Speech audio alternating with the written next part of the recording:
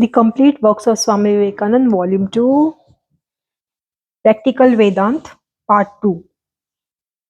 Lecture delivered in London, 12th November 1896.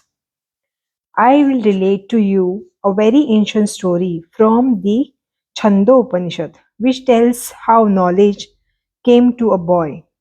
The form of the story is very crude, but we shall find that it contains a principle. A young boy said to his mother, I am going to study Vedas. Tell me the name of my father and my caste. The mother was not married woman, and in India, the child of a woman who has not been married is considered as outcast. He is not recognized by the society and is not entitled to study the Vedas. So the poor mother said, my child, I do not know your family name. I was in service and served in different places. I do not know who your father is, but my name is Jabala, and your name is Satyakam. The little child went to the sage and asked to be taken as a student. The sage asked him, what is his name of the father, and what caste is yours? The boy repeated to him what he had heard from his mother. The sage at once said, none but a Brahmin could speak such a damageable truth about himself. You are a Brahmin, and I will teach you.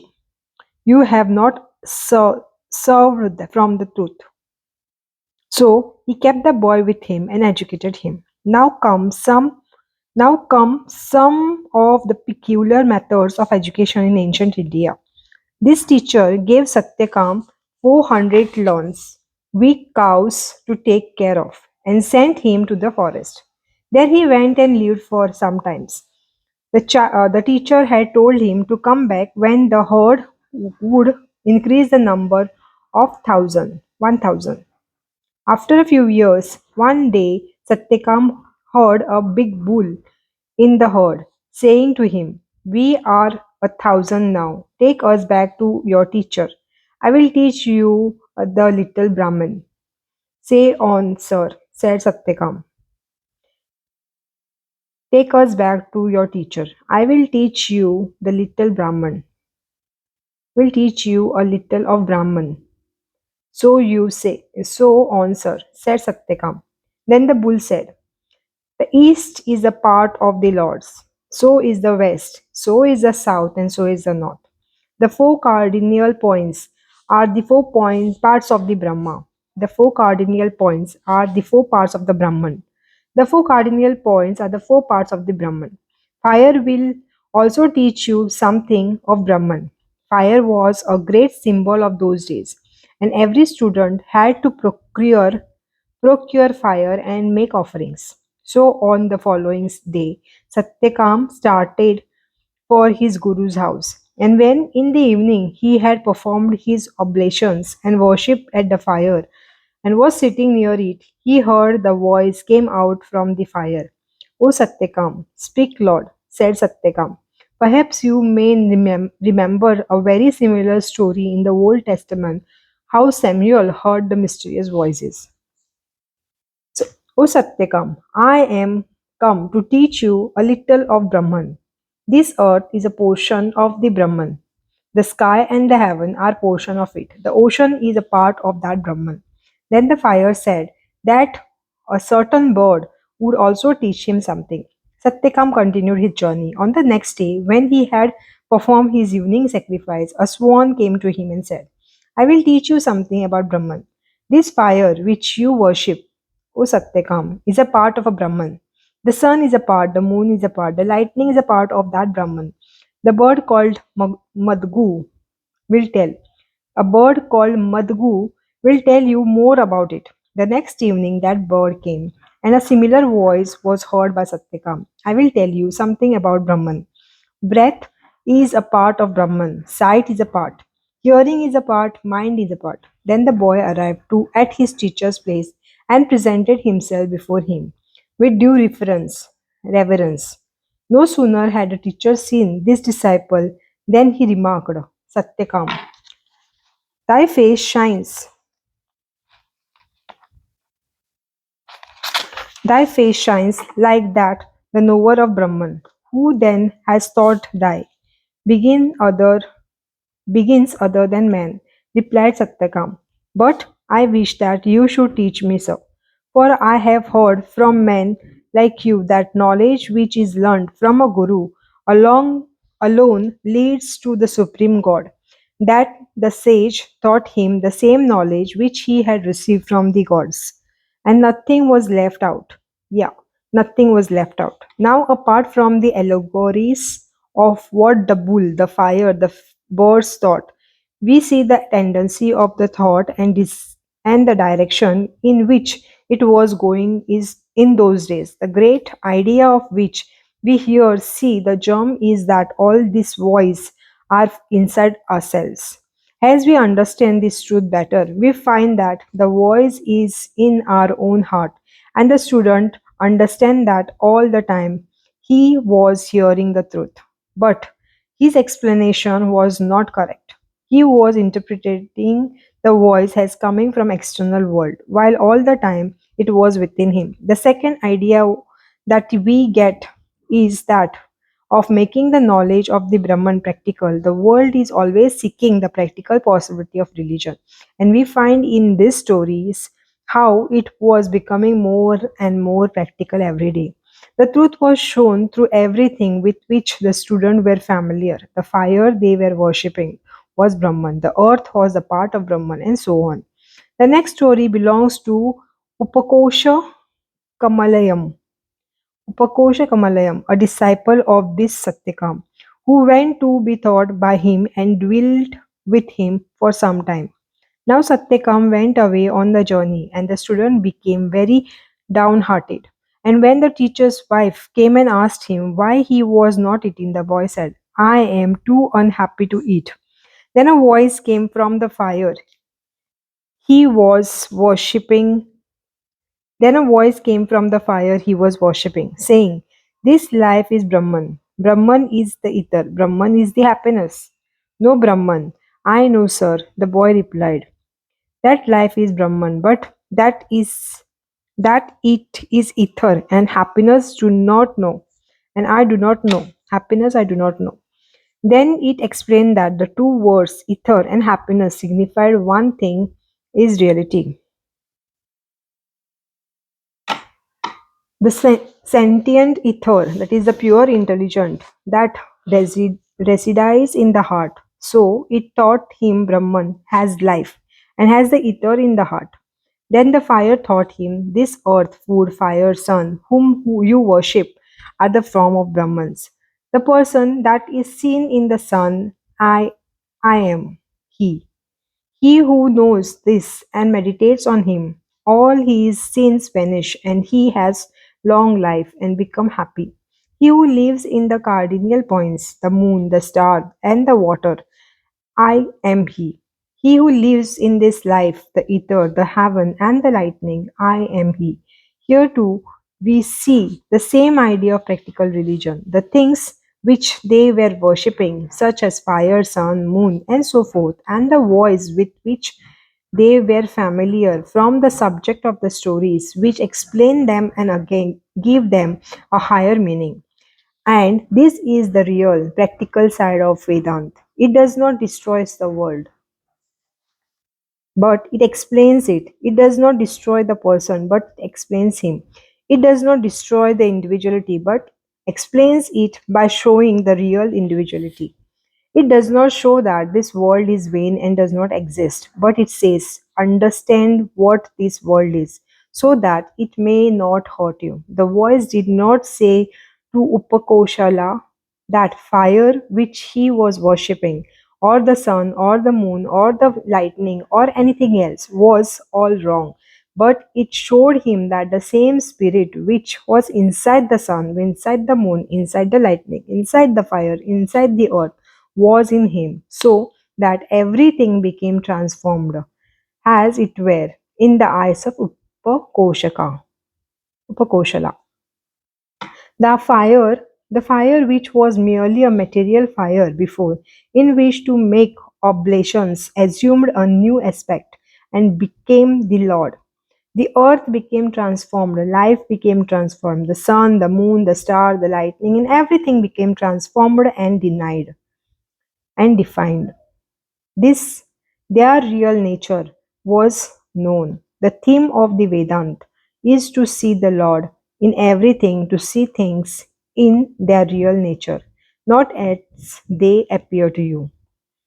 Then another lesson is taught in the Upanishad. He who shines through the eyes of Brahman, he who shines through the eyes through the eyes in is Brahman. He is the beautiful one. He is the shining one. He shines in all these worlds. He who shines through the eyes is Brahman. He is the beautiful one. He is the shining one. He shines in all these worlds. A certain peculiar light, a commentator says, which comes to the pure man is what is meant by the light in the eyes. And it is said that when a man is pure, such a light will shine in his eye, and that light belongs really to the soul within, which is everywhere. It is the same light which shines in the planets, in the stars, and in the suns. I will now read to you some other doctrine of this ancient Upanishad about birth and death and so on. Perhaps it will interest you. Shvetaketu went to the king of Panchala, and the king asked him, "Do you know where people go when they die? Do you know they come back? Do you know why the other world does not become full?" The boy replied that he did not know. Then he went to his father and asked him the same question. The father said, "I do not know." And then he went to the king. The king said that this knowledge was never known to the priest. It was only known to the king. And that was the reason why the king ruled the world. This man stayed with the king for some time, for the king said he would teach him. The other world, O Gautama, is the fire. The other world, O Gautama, is the fire. The sun is its fuel. The rays are the smokes. The rays are the smoke. The day is the flame. The moon is the ember. And the stars are the sparks. In this fire, the god pours libation of faith. And from this libation, King Soma is born. So on he goes. You need not make oblations to that little fire. The whole world is that fire. And this oblation, this worship is continually going on. The gods, the angels, and everybody is worshipping it. Man is the greatest symbol of fire, the body of man. Here also we see the ideal becoming practical, and the Brahman is seen in everything. The principle that underlies all these stories is that invented symbolism may be good and helpful, but already better symbols exist can invent than any we can invent. You may invent an image through which to worship God, but a better image already exists, the living man. You may build a temple in which to worship God. That may be good, but a better one, a much higher one, every day already exists, the human body. You remember that the Vedas have two parts, the ceremonial and the knowledge portion. In time, ceremonial had multiplied and become so intricate that it was almost hopeless to disentangle them.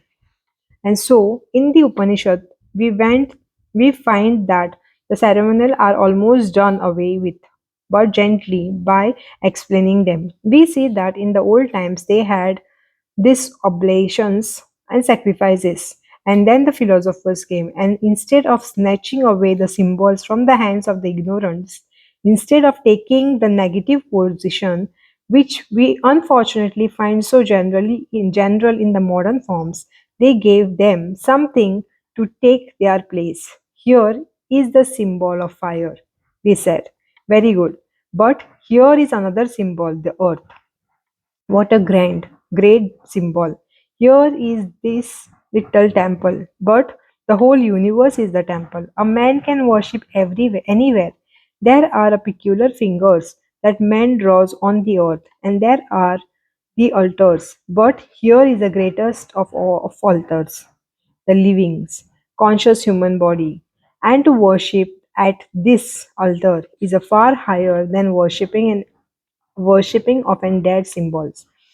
We now come to a peculiar doctrine. I do not understand much of it myself. If you can make something out of it, I will read it to you. When a man dies, who has been meditating or who has by meditation purified himself and got knowledge, he first goes to light, then from the light to the day, from the day to the light, half of the moon, from the day to the light half of the moon, and from that the 6 months when the sun goes to the north, from that to the year, and from the year to the sun, and from the sun to the moon, and from the moon to the lightning, and when he comes to the sphere of lightning, he meets a person who is not human, and that person leads him to the conditioned Brahman. This is the way of the gods. When sages and wise persons die, they go that way and they do not return. What is meant by these months and years and all these things, no one understands clearly. Each one gives his own meaning, and some say it is nonsense. What is meant by going to the world of the moon and the sun, and this person who comes to help the soul after it has reached the sphere of lightning? No one knows. There is an idea among the Hindus that the moon is a place where life exists, and we shall see how life has come from there. Those that have not attained to the knowledge but have done good work in the life first go. When they die, they through smoke, then to night, then to the dark 15 days, then to the 6 month when the sun goes to the south, and from that they go to the region of their forefather, then to ether, then to the region of moon, and there come becomes the food of God, and there the food of God, and that becomes the food of God, and later are born as gods and live there so long as their God good works will permit them. And when the effect of good work has been finished, they come back to the earth by this small route. They first become ether, and then air, and then smoke, and then mist, and then cloud, and then fall upon the earth as raindrops. Then they get into food, which is eaten up by the human beings, and finally become their children. Those who work, those whose works have been very good take birth in good families, and those whose works have been bad in, take bad births. Even in animal bodies, animals are continuously coming to and going from this earth. That is why the earth is neither full nor empty. Several ideas we can get also from this, and later on, perhaps we shall be able to understand it better, and we can speculate a little upon what it means. The last part, which deals with how those who have been in heaven returns, is clearer, perhaps, than the first part. But the whole idea seems to be this, that there is no permanent heaven without realizing God. Now, some people who have not realized God but have done good work in this world with the view of enjoyment, the results go when they die through this and that place until they reach heaven, and there they are born in the same way as we are here as children of God, and they live there as long as their good work will permit. Out of this comes one basic idea of Vedanta, that everything which has name and form is transient. This earth is transient because it has name and form, and so the heavens must be transient because their also name and form remain. A heaven which is eternal will be contradictory to in terms, because everything that has name and form must begin in time, exist in time, and end in time.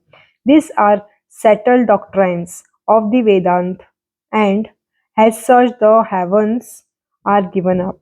We have seen in the Samhita that the idea of heaven was that it was eternal, much the same as is prevalent among the Mohammedans and Christians. The Mohammedans concretize it a little more. They say it is a place where there are gardens, beneath which river runs. In the desert of Arabia, water is a very desirable. So Mohammedans always conceives of his heaven as containing much water. I was born in a country where there are 6 months of rain every year. I should think of heaven, I suppose, a dry place, and so also would the English people. This heaven is a Samvita. This heaven in the Samvita are eternal, and the departed have the beautiful bodies and live with their forefathers and are happy ever after. There they meet with their parents, children, and other relatives and lead very much the same sort of life as here, only much happier. All the difficulties and obstruction of happiness in this life have vanished, and only its good part and enjoyment remains. But however comfortable mankind may consider this state of thing, true is one thing and comfort is another. There are cases where true is not comfortable until we reach its climax. Human nature is very conservative. It does something and having once done that, find it hard to get out of it. The mind will not receive new thought because they bring discomfort. In the Upanishad, we see a tremendous departure made. It is declared that this heaven in which man lives with the ancestors after that cannot be permanent, seeing that everything which has name and form must die. If there are heaven with forms, these heavens must vanish in the course of time. They have last millions of years,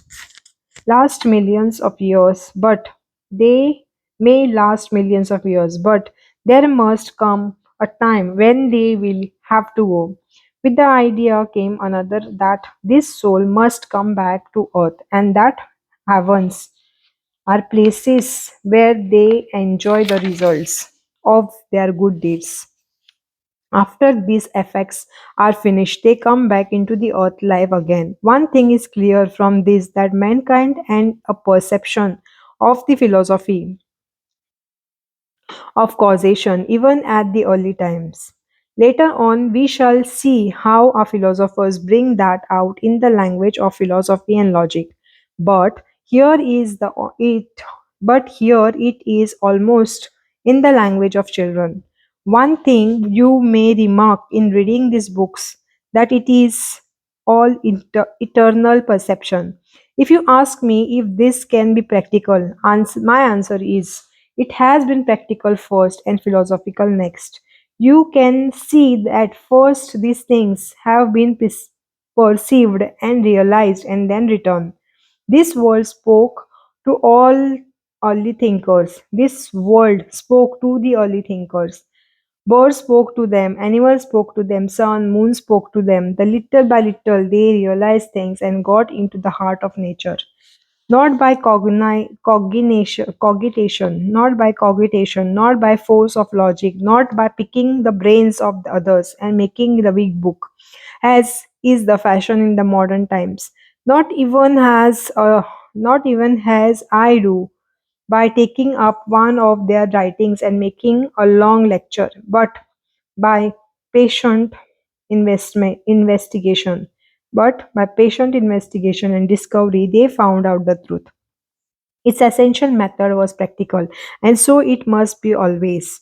Religion is ever a practical science, and there never was nor will be any theological religion. It is practical first, and the knowledge afterwards. The idea that soul come back is already there. Those persons who do good work with the idea of the result get it, but the result is not permanent. There we get the idea of causation very beautifully put forward, that the effect is only commensurate with the cause. As the cause is, so the effect will be. The cause being finite, the effect must be finite. If the cause is eternal, the effect can be eternal, but all these causes, doing good work, and all other things are only finite causes and as such cannot produce infinite result. We now come to other side of the question. Has there come cannot be a eternal heaven?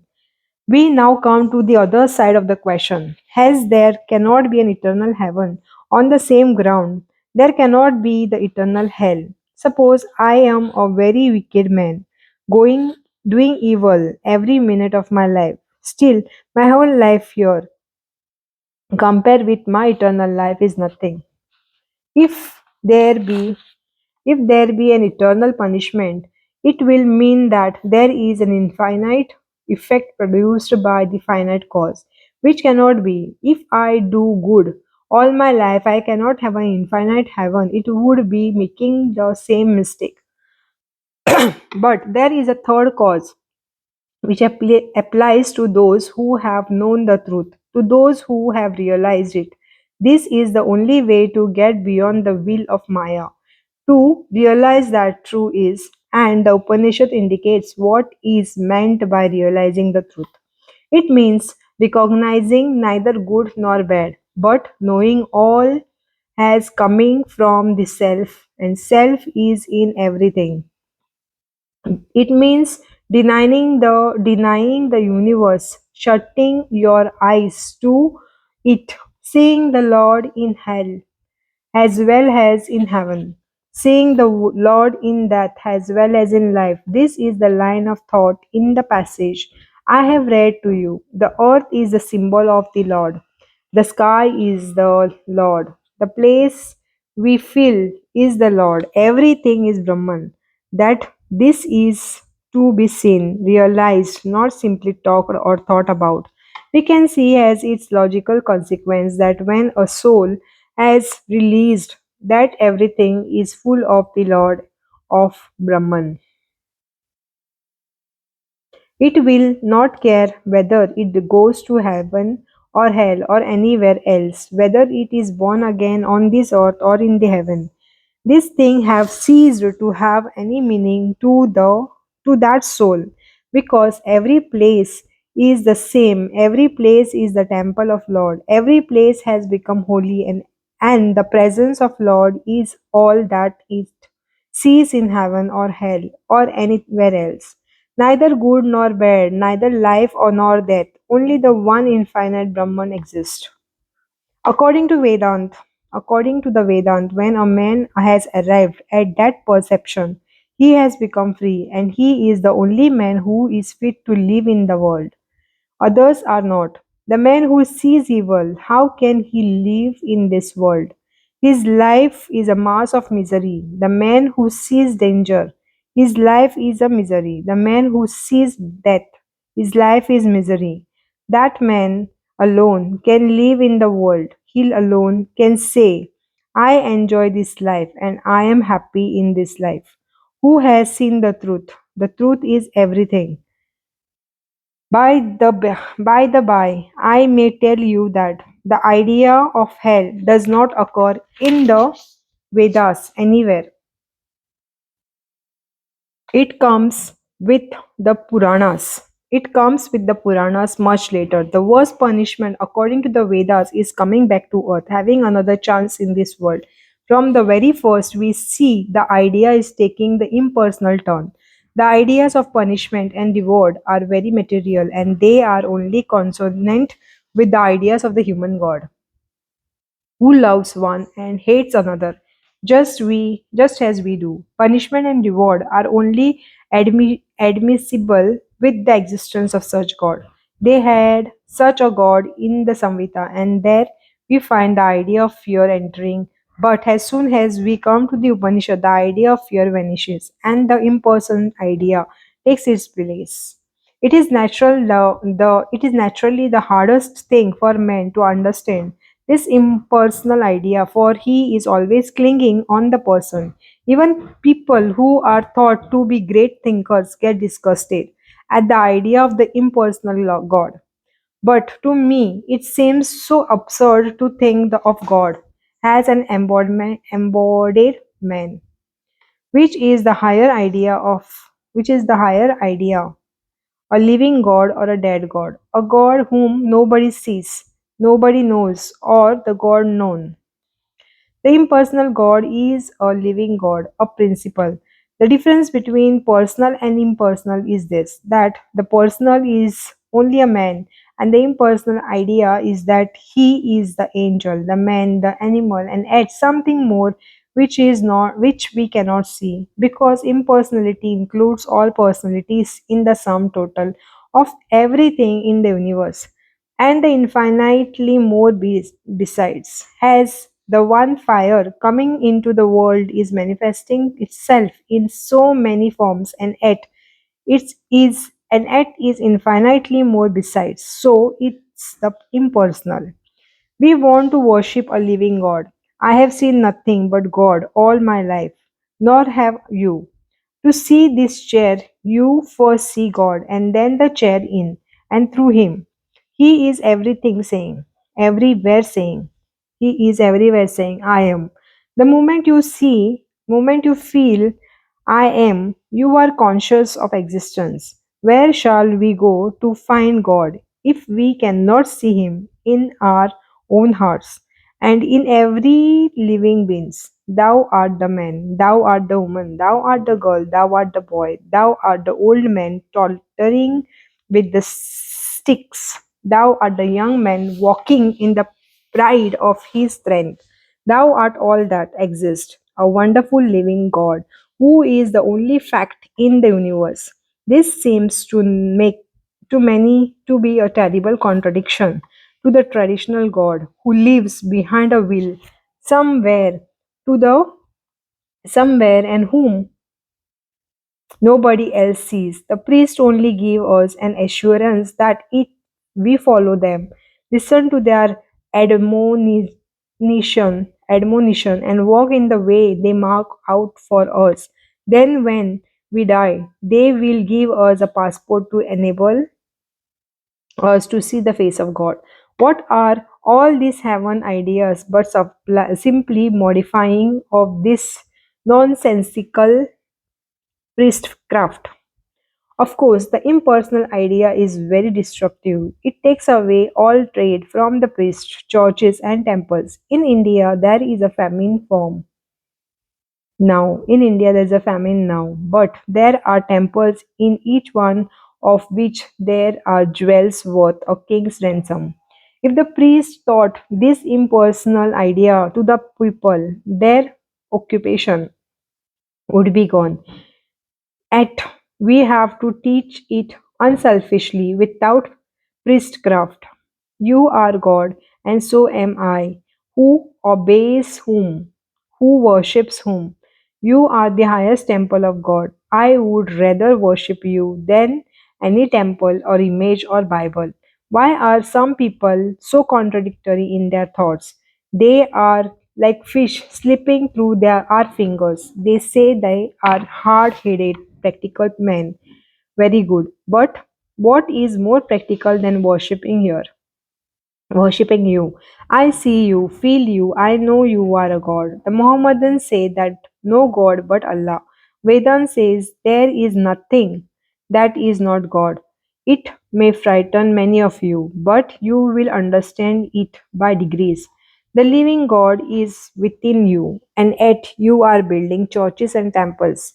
God to worship is the human soul in the human body. Of course, all animals are temples too, but man is the highest. The Taj Mahal of temple. If I cannot worship in that, no other temple will be of any advantage. The moment I have realized God sitting in the temple of every human body, the moment I stand in reverence before every human being and see God in him, that moment I am free from bondage. Everything that binds vanishes and I am free. This is the most practical of all worships. It has nothing to do with the theorism and speculations, yet it frightens many. They say it is not right. They go on theorizing about old ideas. Told them old ideas told them by their grandfathers that the God somewhere in the heaven had told someone that he was God. Since that time, we have only theories. This is practically according to them, and our ideas are impractical. No doubt, the Vedanta says that each one must have his own path, but the path is not the goal. The worship of the God in heaven and all these things are not bad, but they are one only steps towards the truth and not truth itself. They are good and beautiful. Some wonderful ideas are there, but the Vedanta says at every point, my friend, him whom you are worshipping has unknown, I worship has died. He whom you are worshipping has unknown and seeking for throughout the universe has been within you all the time. You are living through him and he is eternal witness of universe. He whom all the Vedas worship, nay, more, he who is always present in the eternal I. He exists. The whole universe exists. He is the light and the life of the universe. If I were not, if the I were not in you, if the I were not in you, you would not see the sun. Everything would be dark mass. He shining, and you see the world. One question is generally asked, and it is this that this may lead to the tremendous amount of difficulty. Every one of us will think, I am God, and whatever I do or think must be good, for God can do no evil. In this first place, even taking the danger of misinterpretation for granted can be proved that on the other side the same danger does not exist. They have been worshipping a god in heaven separate from them, and of whom they are much afraid. They have been born shaking with fear, and all their life they will go on shaking. Has the world been made much better by this? Those who have understood and worshipped a personal God, and those who have understood and those who have understood and worship a personal God, and those who have understood and worship an impersonal God, on which sides have been the great workers of the world, gigantic workers, gigantic moral powers. Certainly, on the impersonal, how can you expect morality to be developed from or through fear? It can never be. Where one sees another, where one hears another, that is Maya. What one does not see another. When one does not see another, when one does not hear another, when everything has become the Atma, who sees whom, who perceives whom, it is all he and all I. At the same time, the soul has become pure. Then and then alone, we understand that what love is, what love is. Love cannot come from through fear. It is based on the freedom. When we really begin to love the world, then we understand what is meant by bothering or brotherhood, what is meant by brotherhood or mankind, and not before that.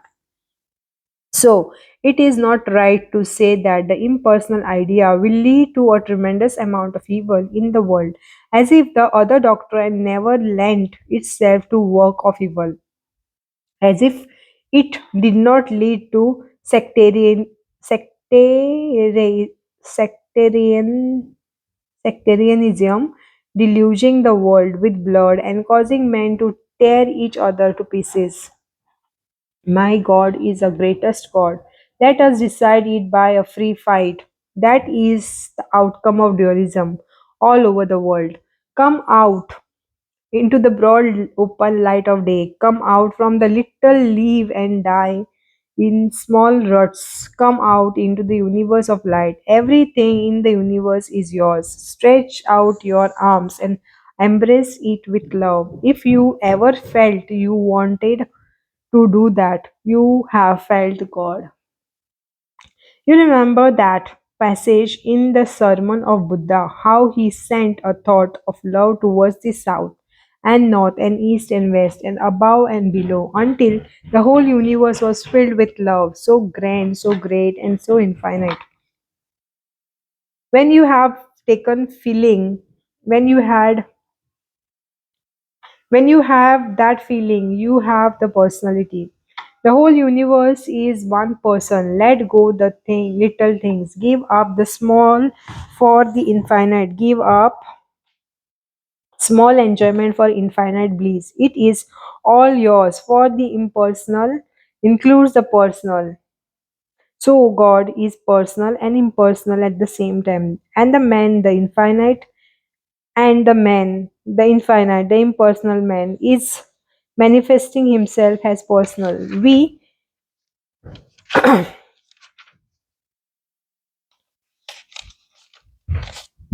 the infinite, have limited ourselves, as it were, into a small part. The Vedanta says that infinite is our true nature. It will never vanish. It will abide forever. But we are limiting ourselves by our karma, which, like a chain round our neck, has dragged us into this limitation. Break that chain and be free. Temple law under your feet. There is no law in human nature. There is no destiny, no fate. How can there be law in infinite? Freedom is its watchword. Freedom is its nature. Freedom is its birthright. Be free and then have any number of personalities you like. Then we will play like an actor who comes upon the stage and plays the part of a beggar. Contrast him with the actual beggar walking in the street. The scene is perhaps the same in both cases. The words are perhaps the same, but at what difference? The one enjoys his beggary while the other is suffering misery from it. And what makes this difference? The one is free and other is bound. The actor knows his beggary is not true, but that he has assumed it for the play, while the real beggar thinks that it is his too familiar state and that he has to bear it whether he wills it or not. That is the law. So long as we have no knowledge of our real nature, we are beggars, got gospelled above by every force in nature and made slaves of by everything in nature. We cry all over the world for help, but help never comes to us. We cry to imaginary beings, and yet it never comes. But still, we hope help will come, and thus it in weeping, wailing, and hoping. One life is past, and play and the play and the same play goes on and on. Be free, hope for nothing from anyone. I am sure if you look back upon your life, you will find that you were always vainly trying to get help from others, which never came. You only had fruits of what you yourself worked for, and yet you were strangely hoping all the time for help. A rich man parlor is always full, but if you notice, you do not find the same people here. The visitors are always hoping that they will get something from those wealthy men, but they never do. So are our lives spent in hoping, hoping, and hoping, which never comes to an end. Give up hope, says the Vedanta. Why should you hope? You have everything. You are everything. What are you hoping for? If a king goes mad and runs about running to find the king of his country, he will never find him because he is the king himself. He may go through every village, every city in his own country, seeking in every house, weeping and wailing, but he will never find him because he is the king himself. It is better that we know we are God and give up this full search after him. And knowing that we are God, we become happy and contented. Give up all these mad pursuits and then play your part in the universe. as an actor on the stage. The whole vision is changed, and instead of any eternal prison, this world has become a playground. Instead of the land of competition, it is the land of bliss where there is perpetual spring, flower blooms, and beautiful butterflies flit about. This very world becomes heaven, which formerly was hell. To the eyes of the bound, it is tremendous place of torment, but to the eyes of the free, it is a quite otherwise. This one life is the universal life, heaven, and all those places are here. All the gods are here, the prototypes of men. The God did not create men after their type, but man created gods. And here are the prototype. Here is Indra, here is Varun, and all the gods of the universe. We have been projecting our little doubts, and we are the originals of these gods. We are the real, the only gods of to be worshipped. This is the view of Vedanta, and this type particularly practical. When we have become free, we need not go mad and throw up society and flush off to death in the forest or cave. We shall remain where we are, only we shall understand the whole thing. The same phenomena will remain, but with a new meaning. We do not know the world yet. It is only through freedom that we see what it is and understand its nature. We shall see then that this so called law or fate or destiny occupied only the infinite simil part of our nature. It was only one side, but on the other side, there was freedom all the time. We did not know this, and that is why we have been trying to save ourselves from the evil by hiding our face in the ground, like the hunted hare. Through delusion, we have been trying to forget our nature, and yet we could not. It was always failing, it was always calling us, and all our search after God or external freedom was the search after our real nature. We mistook the voice. We thought it was from the fire, from the God, from the sun, from the moon, from the star, but at last we have found that it was from within ourselves. Within ourselves is this eternal voice speaking of eternal freedom. Its music is eternally going on. Part of the music of the soul has become the earth, the law, the universe, but it was always ours and always will be. In one word, the idea of Vedanta is to know man as he really is, and this is its message. And if you cannot worship your brother man, the manifested God, how can you worship a God who is unmanifested? Do you not remember what the Bible says? If you cannot love your brother whom you have seen, how can you love God whom you have not seen?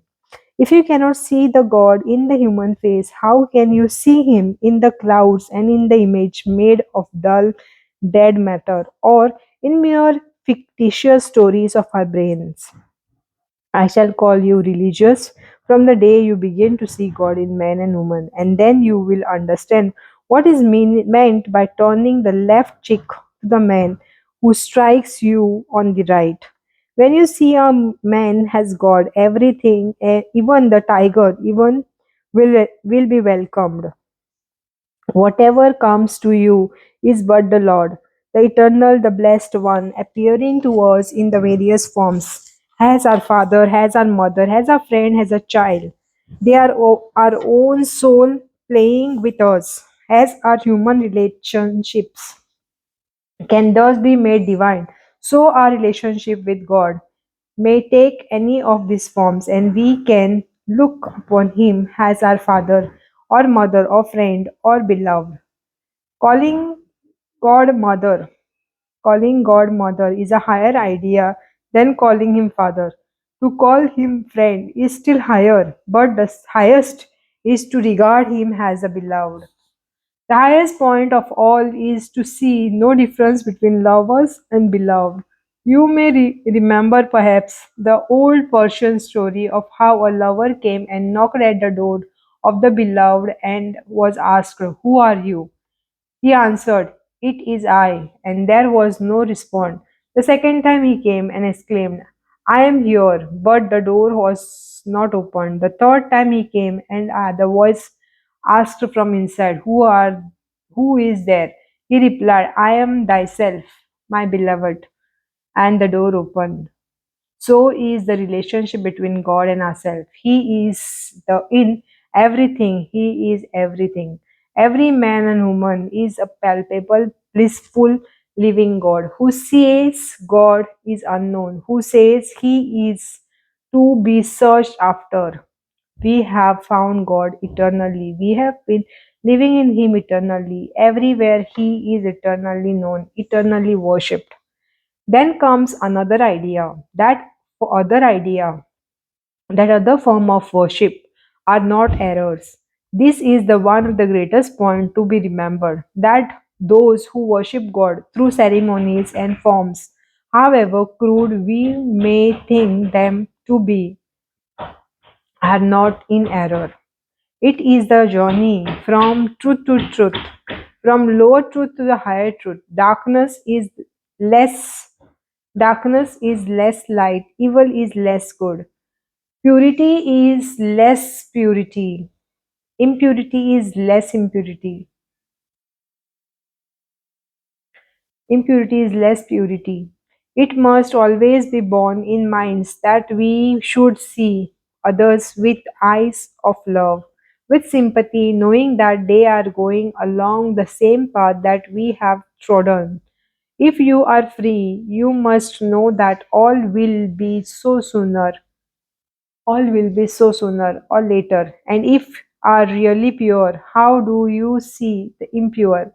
For what for what is within is without. We cannot see impurity without having it inside ourselves. This is one of the practical sides of Vedanta, and I hope that we shall all try to carry it into our lives. Our whole life here is to carry this into practical or into practice. But the one great point we gain is that we shall work with satisfaction and contentment instead of with discontent and dissatisfaction. For we know that truth is within us and we have it as our birthright, and we have only to manifest it and make it tangible. Truth is within us and we have it as our birthright, and we have only to manifest it and make it tangible.